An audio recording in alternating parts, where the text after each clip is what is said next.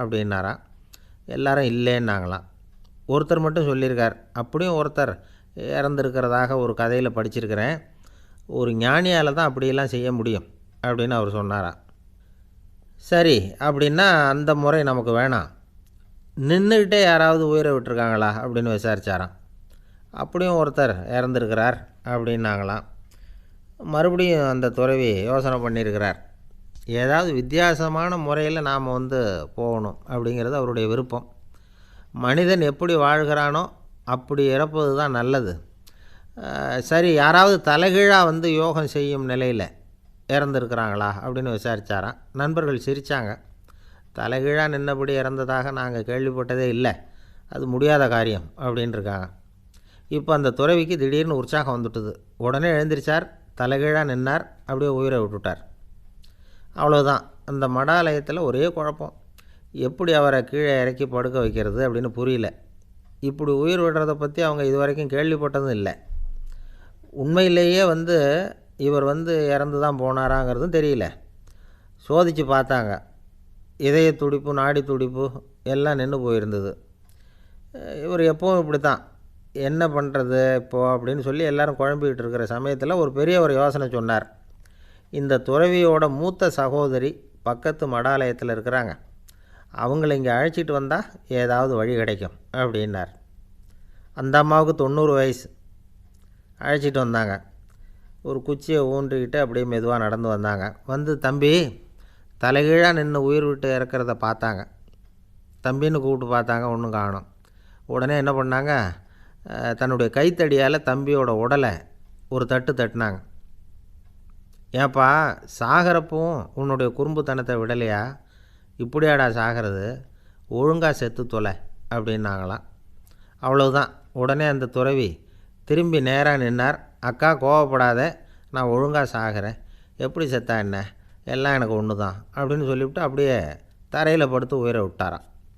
அதுக்கப்புறம் அந்த அம்மா கோலை கையில் எடுத்துக்கிட்டு அப்படியே திரும்பி கூட பார்க்காம அவங்க பாட்டுக்கு போயிட்டாங்களாம். மரணத்தை ஒரு விளையாட்டாக ஆக்கிய அந்த துறவிக்கு வாழ்க்கையே ஒரு விளையாட்டாக தான் இருந்திருக்குது. எந்த நோக்கமும் இல்லாமல் செயல்படுறதுன்னா என்னங்கிறதும் அவருக்கு தெரிஞ்சிருக்குது. பயனை எதிர்பார்க்காமல் பணி செய்து வாழ்ந்து மறைந்த மகான் அவர்.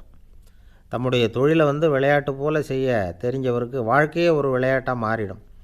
எல்லாமே விளையாட்டாகி விடுகிற போது மரணமும் விளையாட்டாகிவிடும் அப்படிங்கிறது தான் அந்த தத்துவம். ஆனால் அதுக்கு முன்னாடி உங்களுக்குள்ளே இருக்கிற உண்மையான நடிகனை நீங்கள் அடையாளம் கண்டுபிடிக்கணும். நீங்கள் நடிக்க வேண்டியதே இல்லை, நீங்கள் ஏற்கனவே நடிச்சுக்கிட்டு தான் இருக்கிறீங்க. நீங்கள் இந்த உண்மையை தெரிஞ்சுக்கணும், அவ்வளவுதான். இதுதான் ஞானிகளுடைய கருத்து. நீங்கள் தெருவில் நடந்து போயிட்டுருக்கிறீங்க, எதிரில் வர்றவர் உங்களை பார்த்து எப்படி இருக்கிறீங்கன்னு கேட்குறார். நல்லா இருக்கிறேங்கிறீங்க. உண்மையிலேயே நாம் நல்லா இருக்க மாட்டோம், ஏதாவது உடம்புல கோளாறு இருக்கும். ஆனால் அப்படி சொல்லுவோம், நல்லா இருக்கிறேன் அப்படின்னு. அது நடிப்பு தானே. உங்களை சந்தித்ததில் ரொம்ப மகிழ்ச்சி அப்படின்னு சொல்கிறோம். உடனே கொஞ்சம் நிதானமாக யோசித்து பாருங்கள், உண்மையிலேயே உங்கள் மனசு மகிழ்ச்சி அடைஞ்சுட்டுதா? அது நடிப்பு தானே. வாழ்க்கையை சரியாக புரிஞ்சுக்கிட்டால் எல்லாமே நடிப்புங்கிறது புரியும். கல்யாண பத்திரிக்கை அனுப்பியிருந்தேனே, ஏன்டா வரலன்னு கேட்டான் ஒருத்தன். வந்திருந்தேனே அப்படின்னானா இவன். டேய், ஏன்டா போய் சொல்கிற, நான் பத்திரிக்கையே உனக்கு அனுப்பலையே அப்படின்ட்டுருக்கான் அவன். அதுக்கு இவன் சொன்னானா, பத்திரிக்கை அனுப்புனேன்னு நீ போய் சொல்கிறப்போ கல்யாணத்துக்கு வந்தேன்னு நான் போய் சொல்லக்கூடாதா அப்படின்னானா. ஒரு பெரிய பியானோ கலைஞர் வியன்னாவில் இருந்தார். ரொம்ப புகழ்பெற்ற இசை கலைஞர் அவர். இங்கிலாந்து மகாராணி விக்டோரியா அவருடைய சங்கீதத்தை கேட்கணும்னு ஆசைப்பட்டாங்க. அவரை அரண்மனைக்கு கூப்பிட்டாங்களாம். பியானோ வாசிக்க சொல்லி கேட்டாங்களாம். இவரும் ரொம்ப பிரமாதமாக வாய்ச்சி காட்டியிருக்கார். உடனே பாராட்டி பரிசுகள்லாம் கொடுத்து அனுப்புனாங்களாம். அந்த இசையை கேட்குறதுல அரசிக்கு ரொம்பவும் ஆர்வம் உண்டு. அதனால் அதுக்கப்புறமும் அந்த கலைஞர் அடிக்கடி அரண்மனைக்கு வர வேண்டிய அவசியம் ஏற்பட்டது. ஏன்னா அரசி கூப்பிட ஆரம்பித்தாங்க. இவர் போகணும், அங்கே இசை நிகழ்ச்சி நடத்தணும். இவர் அங்கே பாடி வாசிக்கிறது உண்டு. ஒரு தடவை மகாராணி அவரை பார்த்து, உங்கள் நாட்டு தேசிய கீதம் பாடுங்களேன் அப்படின்னு கேட்டாங்களாம். உடனே அவர் தன்னுடைய நாடான ஆஸ்திரியாவின் தேசிய கீதத்தை பாடியிருக்கிறார். அவர் பாட ஆரம்பித்த உடனே மகாராணி எழுந்திரிச்சு நின்னாங்களாம். அதுக்கு மரியாதை செலுத்துகிற நோக்கத்தோடு பாட்டு முடிகிற வரைக்கும் அப்படியே நின்றுக்கிட்டு இருந்தாங்களாம். இதுதான் அந்த அரசியினுடைய பெருந்தன்மை. அதாவது நாட்டுப்பற்றுங்கிறது அந்த அளவுக்கு அப்படி இருக்கணும். இப்படி ஒரு அரசியே நம்ம நாட்டு தேசிய கீதத்துக்கு எழுந்திருச்சு நின்று மரியாதை செலுத்துகிறாங்க அப்படிங்கிறத புரிஞ்சிக்கும் பொழுது அந்த முதிய கலைஞரின் மகிழ்ச்சிக்கு அளவே இல்லையாம். அதுக்கப்புறம் அந்த பியானோ கலைஞர் ஒரு நாள் தன்னுடைய நண்பர் ஒருத்தர்கிட்ட பேசிக்கிட்டு இருந்தாராம். அப்போ சொன்னாராம், மகாராணியார் எனக்கு எவ்வளவோ பரிசுகள்லாம் கொடுத்துருக்குறாங்க. ஒரு தடவை எனக்கு வைரக்கல் பதித்த அணி ஒன்றை கூட பரிசாக கொடுத்தாங்க. ஆனால் அதை விட உயர்ந்த விலை மதிக்க முடியாத அணி என்ன தெரியுமா? நான் என்னுடைய நாட்டு தேசிய கீதத்தை நான் பாடுறப்போ அவங்க எழுந்திரிச்சு நின்று மரியாதை செலுத்தினாங்களே, அதுதான் எனக்கு கிடைச்ச மிகப்பெரிய பரிசு அப்படின்னாராம். எனக்கு தெரிஞ்ச சங்கீத வித்வான் ஒருத்தர் இருக்கார். சமீபத்தில் ஒரு நாள் அவரை பார்த்தேன்.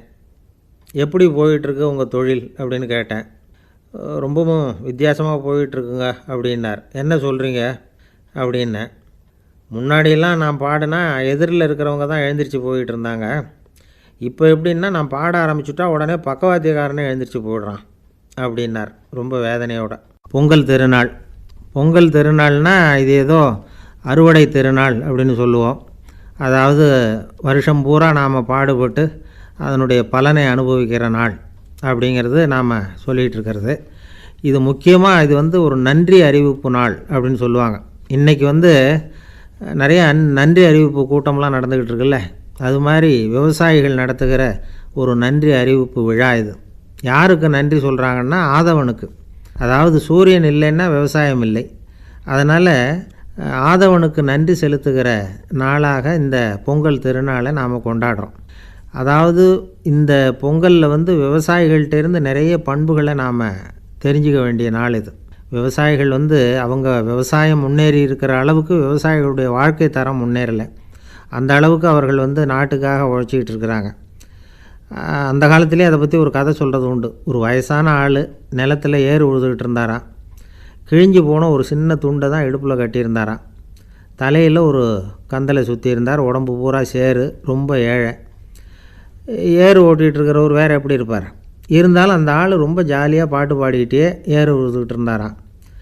உடம்பில் தான் அவர் ஏழையை தவிர மனசில் ஒரு ஏழையாக தெரியல. அந்த சமயத்தில் அந்த நாட்டு ராஜா அந்த பக்கமாக குதிரை மேலே வந்தாராம். வேட்டைக்கு போயிட்டு பரிவாரங்களோடு திரும்பி வந்துக்கிட்டு இருக்கிறார். ரொம்ப செல்வ செழிப்பில் இருக்கிற ராஜா அவர் இந்த வயசான விவசாயியை பார்த்துருக்கார். இந்த ஆள் ரொம்பவும் ஏழைங்கிறது அவரை பார்த்தாவே பளிச்சுன்னு தெரியுது. கட்டிக்கிறதுக்கு நல்ல துணி இல்லை, உடம்போ இழைச்சி போயிருக்குது, வயிறு முதுகில் போய் ஒட்டிக்கிட்டு இருக்கு, கண்ணு குழி விழுந்து போயிருக்குது. ஆனாலும் முகத்தை பார்த்தா சந்தோஷமாக இருக்கிற மாதிரி இருக்குது. இவ்வளோ உற்சாகமாக பாடிக்கிட்டு இருக்கிறாரே அப்படின்னு ஆச்சரியமாக நினச்சி பார்த்தார் அந்த ராஜா. சரி, அவர்கிட்ட கொஞ்சம் பேச்சு கொடுத்து பார்க்கலாம் அப்படின்னு முடிவு பண்ணார். ஐயா பெரியவரே, இப்படி கொஞ்சம் வர முடியுமான்னாராம். பொழுது போகிறதுக்குள்ளே நான் இந்த வயல் பூரா உழவு ஓட்டி ஆகணும், அதனால் பேசுகிறதுக்கு நேரம் இல்லை அப்படின்னாராம் அந்த பெரியவர். என்ன அவ்வளவு அவசரமாக? மீதி இருந்தால் நாளைக்கு உழுதக்கூடாதா? அது சரி, உனக்கு எத்தனை ஏக்கர் நிலம் இருக்குது அப்படின்னு விசாரிச்சிருக்கார் ராஜா. எனக்குன்னு சொந்தமாக உள்ளங்கை அளவு கூட நிலம் கிடையாது. இது எங்கள் முதலாளியோட நிலம். இதை பூராவும் உழுது முடித்தா தான் அவர் கூலி கொடுப்பார். நான் கூலிக்கு உழுதுகிட்டு இருக்கிறேன். உங்ககிட்ட பேசிக்கிட்டு இருந்தால் அவருக்கு துரோகம் பண்ணது மாதிரி ஆகிடும் அப்படின்னாராம். ராஜா குதிரையை விட்டு கீழே இறங்கினார். வரப்பில் நடந்து அந்த பெரியவர்கிட்டே போனாராம். சரி, ஒரு நாள் பூரா உழுதா உனக்கு எவ்வளவு கூலின்னு கேட்டிருக்கார். 8 அணா கூலி கிடைக்கும்னாராம் அவர். இது ரொம்ப காலத்துக்கு முன்னாடி நடந்த ஒரு சம்பவங்கிறதுனால அப்போ 8 அணா கூலிங்கிறது ரொம்ப பெருசு. இருந்தாலும் அதுவும் அந்த ராஜாவுக்கு பெரிய கூலியாக தெரியல. இவ்வளவு தானா, இதை வச்சுக்கிட்டு நீ எப்படி காலம் தள்ளுற அப்படின்னாராம். ஒன்றும் கவலை இல்லை அப்படின்னாராம் அவர். ராஜாவுக்கு ரொம்ப ஆச்சரியமாக போச்சு. 8 அணா கூலி வாங்குகிற இந்த ஆள் கவலை இல்லாமல் இருக்கிறார், ஏராளமான வசதியோடு இருக்கிறன்னா கவலை இல்லாமல் வாழ முடியலையே அப்படின்னு நினச்சி பார்த்துருக்கார். அது சரி, 8 அணாவில் எப்படி குடும்பம் நடத்துகிற அப்படின்னு கேட்டாராம். எனக்கு கிடைக்கிற 8 அணாவில் 2 அணா குடும்பத்துக்கு செலவழிக்கிறேன், 2 அணா பழைய கடனுக்கு கொடுக்குறேன், 2 அணா தர்மம் செய்கிறேன், 2 அணா வட்டிக்கு கொடுக்குறேன், ஒரு குறையும் இல்லைன்னாராம். ராஜாவுக்கு ஒன்றும் புரியல. எனக்கு ஒன்றும் புரியலேன்னு இருக்கார். ஐயா, எனக்கும் என் மனைவிக்கும் 2 அணா செலவாகுது. வயசான அம்மா அப்பா இருக்கிறாங்க, சின்ன வயசில் என்னை காப்பாற்றினவங்க அவங்க. அந்த கடனுக்கு 2 அணா செலவாகுது, அது பழைய கடன். என் தங்கச்சி ஒருத்தி ஆதரவு இல்லாத நிலைமையில் தன்னுடைய மகனோட என் வீட்டில் இருக்கிறா. அவளுக்கும் அவள் மகனுக்கும் 2 அணா செலவு பண்ணுறேன், அது தர்மம். எனக்கு 2 பிள்ளைங்க இருக்கிறாங்க, அவங்களுக்கு 2 அணா செலவு பண்ணுறேன், அது வட்டிக்கு கொடுக்குறது மாதிரி. பிற்காலத்தில் அவங்க எங்களை காப்பாற்றுவாங்க. அந்த வகையில் நான் திருப்தியோடு வாழ்ந்துக்கிட்டு இருக்கிறேன் அப்படின்னாராம். ராஜாவுக்கு அர்த்தம் புரிய ஆரம்பிச்சுதான். அந்த பெரிய நிலத்தை விலை கொடுத்து வாங்கி அந்த பெரியவருக்கே தானமாக கொடுத்துட்டாராம். இப்போ உழுதவருக்கே நிலம் சொந்தமாகிட்டுது. அன்னையிலேருந்து அரசனுக்கும் ஆறுதல் கிடைச்சிதான். இப்படி ஒரு கதை சொல்லுவாங்க. எட்டனா வருமானத்தை வச்சுக்கிட்டு எப்படி காலத்தை தள்ளுறதுன்னு சொல்கிறதுக்காக இந்த கதையை சொல்கிறதாக யாரும் தப்பாக நினச்சிக்கக்கூடாது. கிடைக்கிறத எப்படி பங்கு போடுறார், எப்படி திருப்தியாக வாழறார் அப்படிங்கிறது தான் முக்கியம். அது மாதிரி இன்றைக்கு இந்த பொங்கல் திருநாளில் உழவர்கள் மனசு மகிழ்ச்சியாக இருந்ததுன்னா அது எல்லாரும் மகிழ்ச்சியாக இருக்கிறது மாதிரி அர்த்தம். அதனால் அவர்கள்ட்டேருந்து நாம் பாடம் கற்றுக்கணும். சில உழவர்கள் தங்கள் நிலத்தில் விளையிறத தாங்கள் சாப்பிட மாட்டாங்க. அடுத்தவங்கள்ட்ட விற்றுட்டு சந்தையில் போய் வேறு அரிசி வாங்கிட்டு வந்து தான் இவங்க சாப்பிடுவாங்க. அப்படிப்பட்ட விவசாயிகள்லாம் இது உண்டு. பங்கிடுகிற பண்பை உழவர்கள்ட்டேருந்து கற்றுக்கொள்ளுங்கள் அப்படிம்பாங்க. ஒரு ஆள் நிம்மதியாக மகிழ்ச்சியாக இருந்தானா, உங்கள் நிம்மதிக்கும் மகிழ்ச்சிக்கும் என்ன காரணம்னு கேட்டிருக்கார் இன்னொருத்தர். என்கிட்ட இருந்தது பூராவையும் என் பிள்ளைங்களுக்கு சமமாக பங்கு போட்டு கொடுத்துட்டேன், எனக்குன்னு எதுவுமே வச்சுக்கல, அதுதான் நிம்மதிக்கு காரணம்ன்றிருக்கான். உங்ககிட்ட இருந்தது எவ்வளவு இருந்தது அப்படின்னு கேட்டிருக்காரு அவர். மொத்தமாக ஒரு 50,000 ரூபா இருக்கும் அப்படின்னு இருக்கான். அவ்வளவும் பணமாகவே இருந்ததா அப்படின்னு கேட்டிருக்காங்க இவங்க. இல்லைங்க, அவ்வளவும் கடன், அதை தான் பிரித்து கொடுத்துருக்கேன் பிள்ளைங்கக்கிட்ட அப்படின்னு நானும். அவன் எது ரொம்பவும் கஷ்டமான காரியம் அப்படின்னு கேட்டார் ஒருத்தர். ஒருத்தருக்கு ஒருத்தர் சண்டை போடாமல் இருக்கிறது தான் ரொம்ப கஷ்டமான காரியம் அப்படின்னு தோணுது. ஒரு நாட்டுக்கும் இன்னொரு நாட்டுக்கும் சண்டை, நாட்டுக்குள்ளேயே ஒரு குரூப்புக்கும் இன்னொரு குரூப்புக்கும் சண்டை. ஏன் சண்டை போட்டுக்கிறீங்கன்னு கேட்டு பாருங்கள். நாங்கள் சமாதானத்துக்காக தான் சண்டை போட்டுக்கிறோம் அப்படிம்பாங்க. வாழறதுக்காக பிறந்த மனுஷன் லட்சியத்துக்காக உயிரை விட தயார் அப்படின்னு சொல்லிகிட்டு இருப்பான். அப்படி உயிரை விடுறவங்கள நாமளும் பாராட்டுவோம். ஆனால் ஒன்றுமில்லாத விஷயங்களுக்கெல்லாம் சண்டை போடுறவங்களெல்லாம், அப்படிப்பட்டவங்களையும் சரி உயிரை விடுறவங்களையும் சரி என்னென்னு சொல்கிறது, யுத்தங்களாலேயும் சண்டைகளாலேயும் நாம் அடையிறது என்னங்கிறது ஒரு பக்கம் இருக்கட்டும், இழக்கிறது என்ன தெரியுமா? ஏராளமான உயிர்கள். ரத்தம் சிந்துறதுக்கு நான் தயார் அப்படின்னு மார்தட்டி சொல்லலாம். ஆனால் ரத்தம் சிந்தினா உயிர் காத்துக்கிட்டு இருக்க தயார் இல்லை. அதாவது உயிர் நமக்காக காத்துக்கிட்டு இருக்க தயார் இல்லை. இழக்கிற ரத்தத்தை ஈடுகட்டினா தான் உயிரை காப்பாற்ற முடியும். அதனால் இது சம்மந்தமாக ஆராய்ச்சி செய்கிற கட்டாயம் ஏற்பட்டு போச்சு. அதோட விளைவாக புதுசாக ஒன்றை கண்டுபிடிச்சிருக்கிறாங்க. அதுதான் செயற்கை ரத்தப்பொடி. இப்போ இந்த திடீர் சாம்பார் பொடி, திடீர் ரசப்பொடி, திடீர் காப்பி பொடி இப்படிலாம் சொல்கிறோம்ல, அது மாதிரி இது திடீர் ரத்தப்பொடி. இஸ்ரேல் ஒரு சின்ன நாடு, மக்கள் தொகை குறைச்சல், அதோட போர்கள் வேறு. அதனால் காயம்பட்டவங்களை காப்பாற்றியே தீர வேண்டிய கட்டாயம்.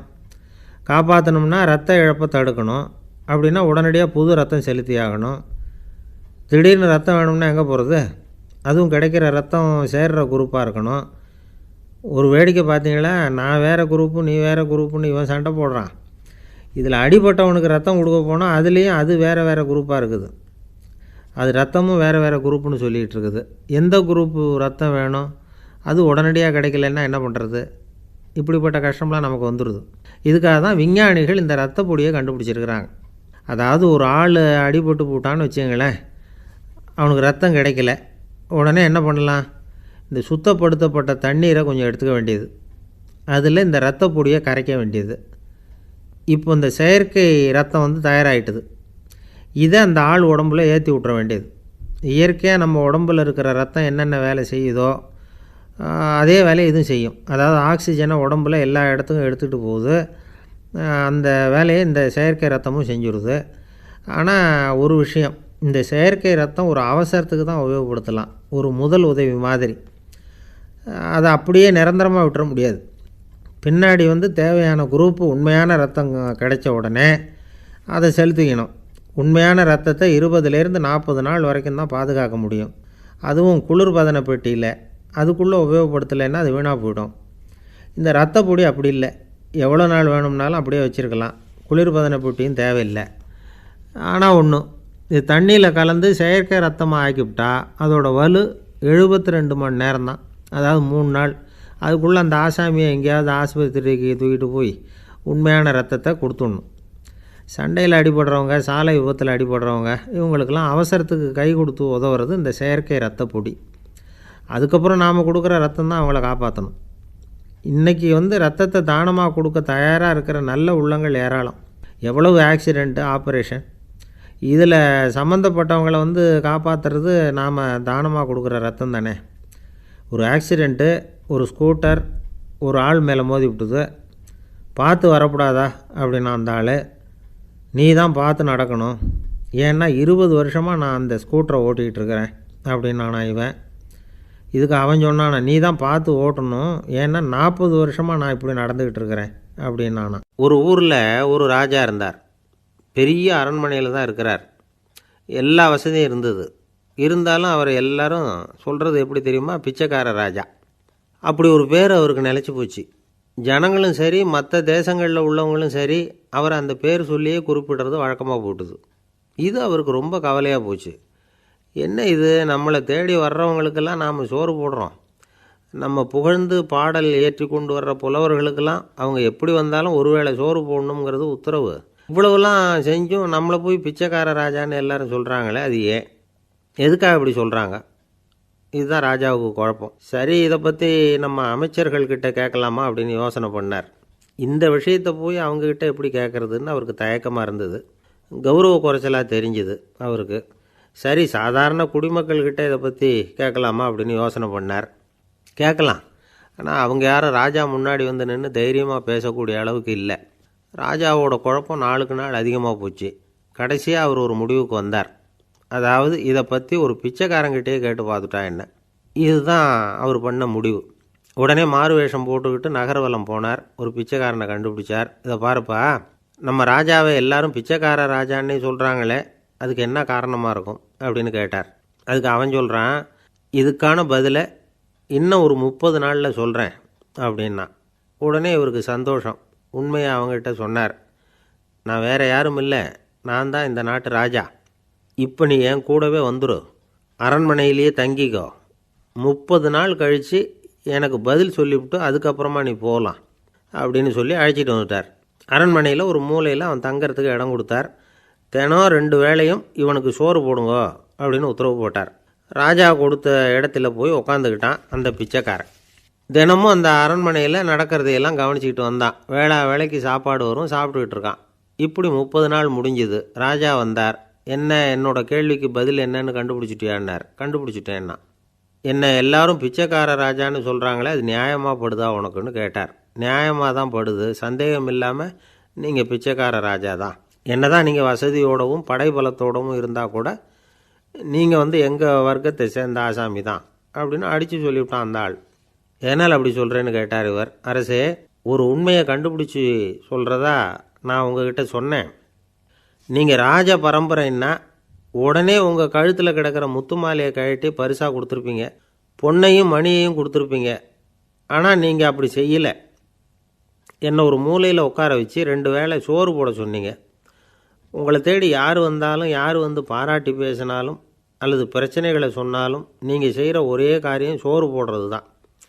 பிச்சைக்காரனுக்கு சோறு மட்டும்தான் உலகம். உங்கள் விஷயத்திலையும் நீங்கள் அப்படி தான் நினைக்கிறதாக தெரியுது. நல்லா கவனிங்க. எந்த ஒரு பிரச்சனைக்கும் சோறு தான் முடிவுன்னு நினைக்கிறீங்க பாருங்கள். நீங்கள் சந்தேகமில்லாத எங்களை சேர்ந்த ஆள் தான் அப்படின்னு விட்டான் அந்த பிச்சைக்காரன். அதுக்கப்புறம் தான் அந்த ராஜா தன்னுடைய தவறுகளையெல்லாம் திருத்திக்கிட்டாராம். பசின்னு வர்றவங்களுக்கு சோறு தான் போடணும், அது தப்பு இல்லை. பாராட்ட வர்றவங்களுக்கெல்லாம் சோத்தையே போட்டு அனுப்புனா இப்படி தான் பேர் வரும். எனக்கு தெரிஞ்ச ஒருத்தர் தினமும் யாராவது ஒருத்தரை தன் வீட்டுக்கு அழைச்சிட்டு போவார், சாப்பாடு போட்டு அனுப்புவார். முன்னறிவிப்பு இல்லாமல் திடீர்னு ஒரு விருந்தாளியோட வீட்டில் போய் இவர் நிற்கிறது வழக்கம். அந்த அம்மாவும் இவருக்காக தயார் பண்ணி வச்சுருந்ததை இவர் அழைச்சிட்டு வந்திருக்கிற விருந்தாளிக்கு போட்டுருவாங்க. விருந்தாளி சாப்பிட்டுட்டு போனதுக்கப்புறம் இவர் மனைவிகிட்ட உனக்கு சிரமம் வேணாம் அப்படின்னு சொல்லிவிட்டு பக்கத்தில் உள்ள ஒரு ஹோட்டலுக்கு போய் காசு கொடுத்து சாப்பிட்டுட்டு வந்துடுவார். பல நாள் இப்படி நடக்கும். ஒரு நாள் அவரை தனியாக கூப்பிட்டுக்கிட்டு போய் ஏன் இப்படி பண்ணுறீங்கன்னு கேட்டோம். அதுக்கு அவர் சொல்கிறாரு, எங்கள் வீட்டு சாப்பாட்டிலேருந்து தப்பிக்கிறதுக்கு எனக்கு வேறு வழி எதுவும் தெரியல சார், அதனால தான் இப்படி பண்ணிகிட்ருக்கிறேன் அப்படின்னார் ரொம்ப பரிதாபமாக. ஒருத்தன் எப்படி நடந்துக்கிறாங்கிறத வச்சு தான் அந்த ஆள் எப்படிங்கிறத நாம் முடிவு பண்ணுறோம். ஆளுமைன்னு சொல்கிறோம்ல, அதுக்கு சூழ்நிலைகளை ஆளுகின்ற தன்மை அப்படின்னு விளக்கம் கொடுக்குறார் ஒரு உளவியல் நிபுணர். சரி, ஒரு மனிதனுடைய ஆளுமையை உருவாக்குகிற விஷயங்கள் என்னென்ன? பிறப்பு, வளர்க்கப்பட்ட விதம், படிப்பு, நண்பர்கள், சமுதாயம், இப்படி நிறைய உண்டு. ஆளுமையின் அடிப்படையில் சில மனநோய்கள் உண்டாகுது. அதெல்லாம் என்னென்னங்கிறத தெரிஞ்சு வச்சுக்கிட்டோம்னா நம்ம கூட இருக்கிறவங்கள அடையாளம் கண்டுபிடிக்கிறதுக்கு அது ரொம்ப உபயோகமாக இருக்கும். ஃப்ரெனாய்டு ஆளுமை அப்படின்னு ஒன்று. இந்த கோளாறு உள்ளவங்க எப்படி இருப்பாங்க தெரியுமா? அதிக உணர்ச்சி, சந்தேகம், பொறாமை இதெல்லாம் அதிகமாக இருக்கும். வளைஞ்சு கொடுக்க மாட்டாங்க. அடுத்தவங்களோட இணக்கமான உறவு இருக்காது. அவங்க செய்கிற தப்புக்கெல்லாம் அடுத்தவங்களை குறை சொல்லிகிட்டு இருப்பாங்க. இது ஒரு ரகம். அடுத்தது ஸ்கிசாய்டு ஆளுமை அப்படின்னு சொல்கிறாங்க. இந்த கோளாறு உள்ளவங்க அடுத்தவங்களோட பழக கூச்சப்படுவாங்க. சின்ன வயசுலேயே இது ஆரம்பமாயிடுது. பகல் கனவுலேயே சஞ்சரிப்பாங்க. அவங்களுடைய விரோதம், கோபம் இதை கூட வெளியில் காட்டிக்க முடியாமல் இருப்பாங்க. இவங்களுக்கு அகமுகம், பிரச்சனைகள்லேருந்து ஒதுங்கி எதுலேயும் ஈடுபாடு இல்லாதவங்களாக இருப்பாங்க. இப்படி ஒரு ரகம். அடுத்தது சைக்ளோதமிக் ஆளுமை அப்படின்னு சொல்கிறாங்க. அது என்னென்னா உணர்ச்சிகளில் ஏற்றத்தாழ்வு அதிகமாக இருக்குமா. சில சமயம் பார்த்தா மகிழ்ச்சியாக இருப்பாங்க, சில சமயம் சோகமாக உட்காந்துருப்பாங்க. அவங்க மனநிலைக்கு தகுந்த மாதிரி சமூக நிகழ்ச்சிகளில் பங்கெடுத்துக்குவாங்க. இன்னொரு வகை என்னென்னா எண்ணப்பீடிகை ஆளுமை அப்படின்னு பேர் வச்சுருக்கிறாங்க. அதுக்கு இவங்களுக்கெல்லாம் கரெக்டாக இருக்கணும். எல்லாம் சட்டத்திட்டம் எதுலேயும் ஒரு ஒழுங்குமுறை, இப்படி எதிர்பார்க்குற மனோபாவம். இவங்க எதிர்பார்ப்புக்கும் வரன்முறைக்கும் மற்றவங்க கட்டுப்படணும்னு நினைப்பாங்க. இந்த நிலைமை நீடித்தா என்ன ஆகும் தெரியுமா? அலைக்கழிக்கிற எண்ணங்கள் திரும்ப திரும்ப ஒரே செயலை செய்ய தூண்டுற மனத்தளர்ச்சிக்கு ஆளாயிடுறாங்க. அடுத்தது ஹிஸ்டீரியா ஆளுமை. சின்ன விஷயத்தையெல்லாம் பெருசுபடுத்தி நாடகமாக்க